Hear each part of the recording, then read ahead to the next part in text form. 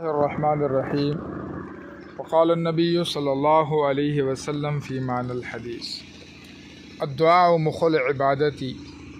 نبی اکرم صلی اللہ علیہ وسلم کا ارشاد گرامی ہے جس کا مفہوم ہے دعا ساری عبادتوں کا مغز ہے۔ جس طرح انسانی بدن میں سب سے قیمتی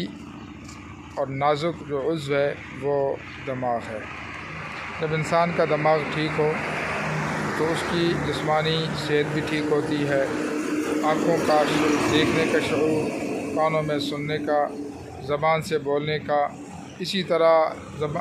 پورے جسم کی جو حرکات سکنات ہوتی ہیں وہ ٹھیک رہتی ہیں۔ اور جب انسان کا دماغ خراب ہو جائے تو پھر سارے انسانی جو حرکات سکنات، دیکھنا، اٹھنا، بیٹھنا، چلنا پھرنا، اپنا پرایا، رشتہ دار، بیوی بچے، سب کے ساتھ کیا ہو جاتا ہے، اس کا سارا جو سسٹم ہوتا ہے وہ درم برم ہو جاتا ہے۔ اسی طرح دعا کو بہترین عبادت اور ساری عبادتوں کا مغز کہا گیا کہ جب انسان کا تعلق اللہ سے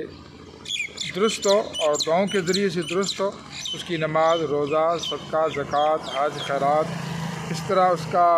جو ہے وہ جتنی بھی کھانے پینے کے متعلق اور رات اور رہنے کے متعلق، رات کے متعلق جو دعائیں ہیں، صبح کے متعلق جو دعائیں ہیں، اور اسی طرح روزگار کے متعلق جتنی بھی چیزیں ہیں وہ ساری کی ساری ٹھیک رہتی ہیں۔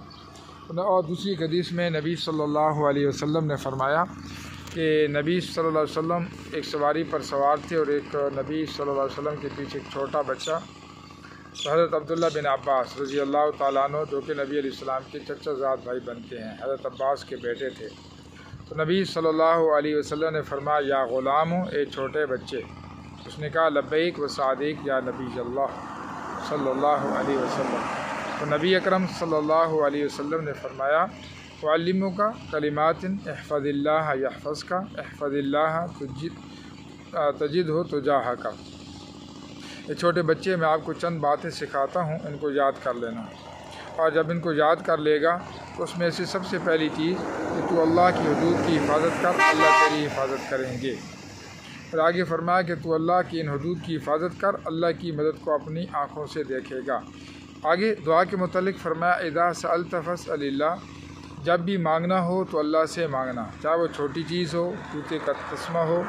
چاہے وہ ماچس ہو، نمک ہو، آٹا ہو، کھانے کے متعلق، پینے کے متعلق، گھر کے متعلق، شادی کے متعلق، ملازمت کے متعلق، روزگار کے متعلق، اور حج کے متعلق، عمرے کے متعلق، صحت کے متعلق، جان کے متعلق، ایمان کے متعلق، جب بھی کوئی چیز مانگنی ہو اذا سألت فاسأل اللہ، تو چھوٹی سی چھوٹی چیز ہو، وزارت کے متعلق، بڑی سی بڑی چیز ہو، وہ اللہ سے مانگنا۔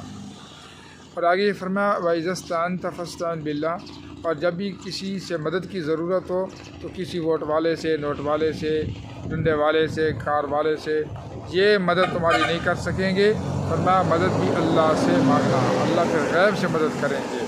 وَإِذَا اسْتَعَنْتَ فَاسْتَعِنْ بِاللَّهِ۔ پھر آگے فرمایا بچے یہ بات سمجھ لے کہ ساری کائنات، انسان، فرشتے، وزیر، پوری دنیا کی جتنی بھی مخلوق ہے، جنات ہیں، انسان ہے، راکٹ پاکٹ جدید ٹیکنالوجی مل کے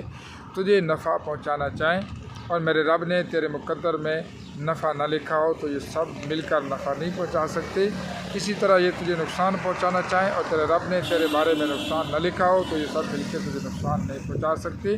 فرمایا